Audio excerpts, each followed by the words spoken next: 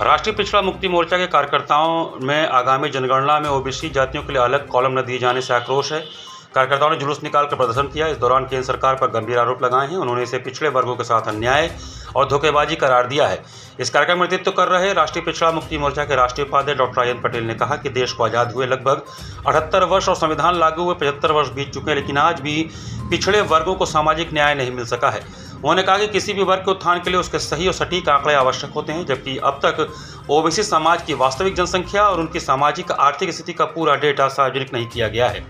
उन्होंने जानकारी देते हुए बताया कि 30 अप्रैल 2025 को भारत सरकार की कैबिनेट ने 2027 की जनगणना में व्यापक जाति आधारित गणना को मंजूरी दी थी, लेकिन 22 जनवरी 2026 को जारी अधिसूचना के तहत हाउस लिस्टिंग चरण की प्रश्नावली में ओबीसी और अन्य जातियों के लिए अलग कॉलम शामिल नहीं किया गया।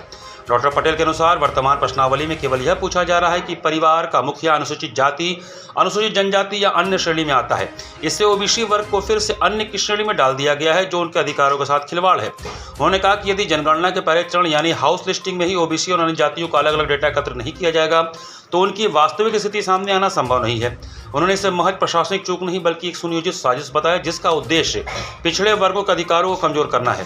डॉक्टर पटेल ने चेतावनी दी कि यदि सरकार इस मुद्दे पर शीघ्र सुधार नहीं करती है तो राष्ट्रीय पिछड़ा मुक्ति मोर्चा देश भर में चरणबद्ध आंदोलन शुरू करेगा। उन्होंने बताया कि संगठन भारत बंद की तैयारी भी कर रहा है।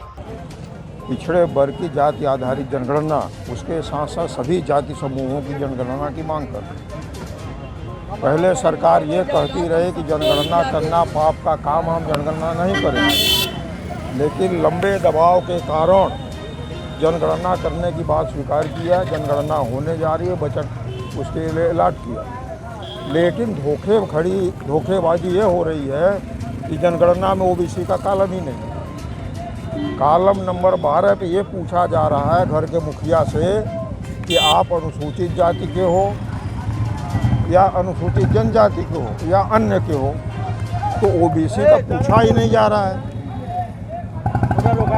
जनजाति गणना हो रही है, अनुसूचित जनजाति की गणना हो रही है, ओबीसी को ही नहीं, ओबीसी को अन्य के साथ गिना जा रहा है, तो ओबीसी की संख्या आएगी नहीं, न तो जातिवार संख्या गणना आएगी। तो क्या मुख्य मांगे हैं? जो हमारी मुख्य मांग है कि गणना हो और संख्या के हिसाब से हिस्सेदारी तय हो, जिसकी जितनी संख्या भारी उसकी उतनी हिस्सेदारी।